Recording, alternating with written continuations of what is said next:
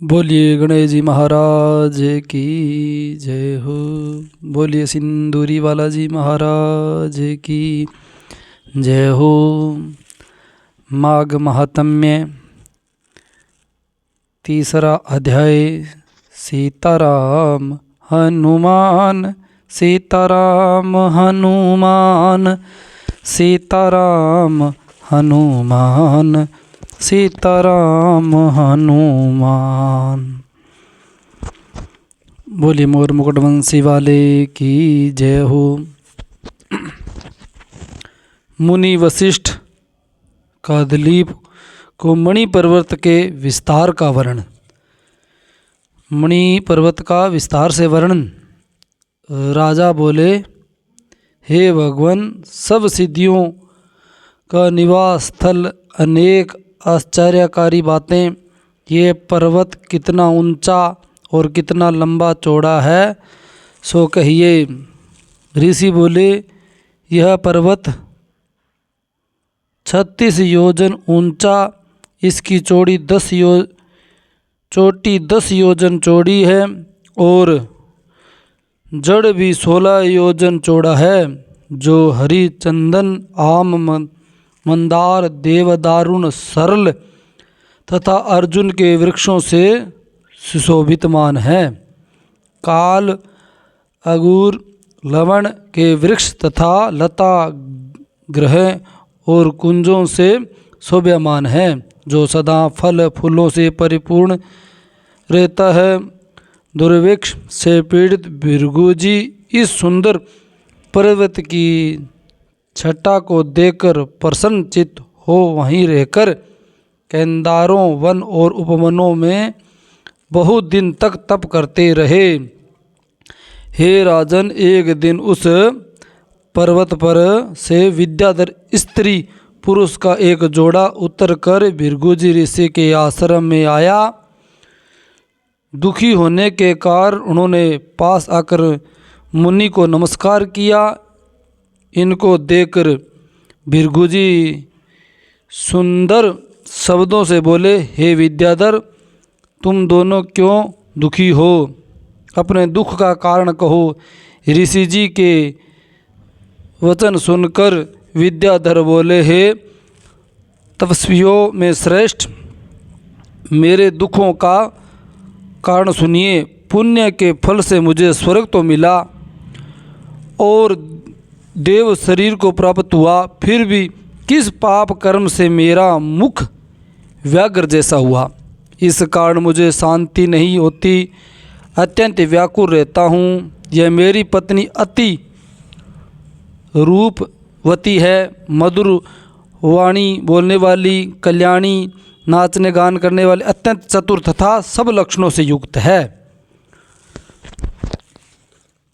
इसने अपनी कुंवार अवस्था से में सातों वाली वणी बजाकर मुग्ध भाव से सुरीले कंठ से गाकर गीत रस विज्ञा को नारद जी को संतुष्ट किया है। कुबेरे को भी इसने अपनी वीणा बजाने से प्रसन्न किया है। इसकी वक्र गति से अंग फड़फड़ाने से पंथ स्वर को सुनकर शिवजी भी रोमांचित हो गए। इसके समान स्वर्ग में दूसरी कोई भी श्रेष्ठ नितंबिनी स्त्री नहीं है। कहाँ यह चंद्रमुखी सुंदर स्त्री और कहाँ मैं व्याघ्र मुख वाला मनुष्य। इससे हे ब्राह्मण, यह चिंता मेरे हृदय को सदा जलाती रहती है। वशिष्ठ जी बोले, हे विद्याधर के ऐसे वचन सुनकर त्रिकाल दृष्टि भृगुजी हंसकर बोले, हे विद्याधरो, मैं श्रेष्ठ, सुनो, कर्म के विचित्र फलों से ज्ञानवान भी मोहित हो जाते हैं। जैसे मक्खी के पैर विषम विषय के समान होते, उसी प्रकार कर्म का फल भी दारुण होता है। कभी छोटा सा पाप का फल भी दुखमयी हो जाता है। माघ मास की एकादशी के दिन उपवास करके द्वादशी के न आने से पहले ही तूने अपने शरीर में तेल लगाया था, इसी कारण तू व्याघ्र मुख वाला हुआ है। स्वस्ता द्वा एकादशी के दिन उपवास करके द्वादशी को तेल सेवन करने से एक प्राचीन समय में राजा पुरूराव को भी कुरूप शरीर मिला था, जिससे देखकर वह बहुत दुखी हुआ और हिमालय पर्वत पर देव सरोवर के किनारे पर गया। वहीं प्रीति पूर्वक शुद्ध स्नान करके कुशासन पर बैठकर घनश्याम कमल नेत्र वाले शंख चक्र गदा पद्म पीतांबर कौस्तुमणि तथा वरमाला धारण करे भगवान का राजा ने जितेंद्रिय हो हृदय से चिंतन कर 3 मास तक निराहार रहकर दारुण तप किया था। 7 जन्मों के तप के बराबर भगवान विष्णु राजा के थोड़े ही चिंतन से प्रसन्न हो गए। माघ शुक्ल पक्ष की द्वादशी को मकर के सूर्य में भगवान ने प्रसन्न होकर अपने संग से राजा को पवित्र किया। उसको तेल लगाने की बात याद कराते हुए भगवान उसे बहुत ही सुंदर रूप दिया, जिसके रूप को देखकर देवनायिका उर्वशी भी उसे चाहने लगी। इस प्रकार वर पाकर राजा अपने पुर को चला गया। हे विद्याधर, इस तरह की कर्म गति को जानकर तुम दुखी क्यों होते हो? यदि तुम इस दैत्य रूपी कुरूपता को छोड़ना चाहते हो तो पुराने पापों को नष्ट करने वाली मणिकूट नदी के पवित्र जल में माघ मास में स्नान करो, जहाँ ऋषि सिद्ध देवता इत्यादि निवास करते हैं। मैं तुमको इसकी विधि बतलाता हूँ। तुम्हारे भाग्य में माघ मास आज से 5वें दिन आवेगा। पौष माह की शुक्ल पक्ष की एकादशी से लेकर माघ शुक्ल की एकादशी तक महीना पृथ्वी पर शयन करो, निराहार रहकर त्रिकाल स्नान करो, सब प्रकार के भोगों का त्याग कर और जितेंद्रिय रहकर तीनों समय विष्णु भगवान का पूजन करने में तुम सब पापों से छूट जाओगे। द्वादशी के दिन स्नान करने से पवित्र होने पर मैं द्वादशी के शुभ दिन में आकर अपने तपोबल से तुम्हारा मुख काम देव के समान सुंदर कर दूंगा। हे विद्याधर, अब तुम इस वरवरनी के साथ सुखपूर्वक क्रीड़ा करो। माघ मास के प्रभाव को जानकर सदा माघ स्नान करो। हे राजेंद्र, इस तरह सर्वज्ञ महात्मा भृगुजी ने विद्याधर को एक कथा फिर और सुनाई।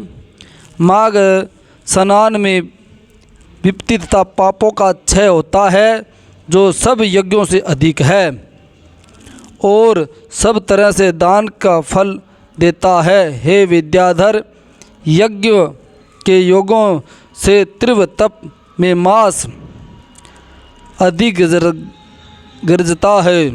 पुष्कर, कुरुक्षेत्र, ब्रह्मवत, पृथुक, काशी, प्रयाग तथा गंगा सागर आदि संगम स्थानों पर जो फल 10 वर्ष तक नियम धारण करने से मिलता है, वही फल माघ मास में 3 दिन स्नान कर लेने से ही निसंशय मिल जाता है।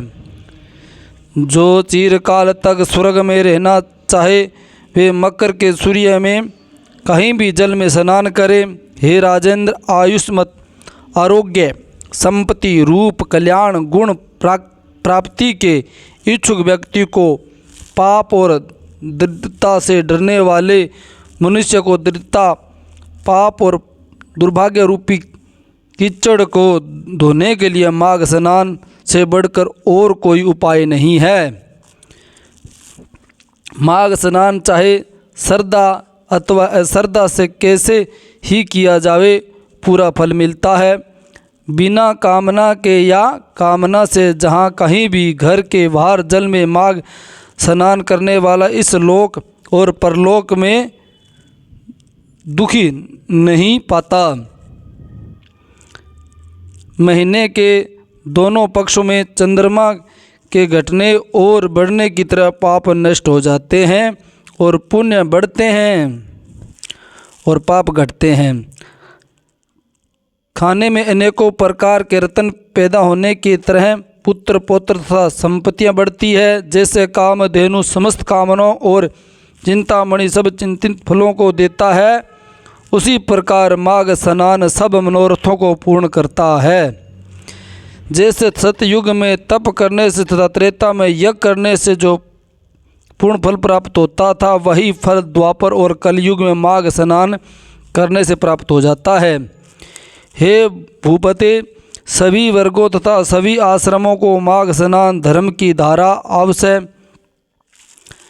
करनी चाहिए। भृगु जी के वचन सुनकर विद्याधर ने भी उस आ रहे माघ महीने में उसके साथ पर्वत के झरने सरोवर में विधिपूर्वक अपनी स्त्री के साथ स्नान किया।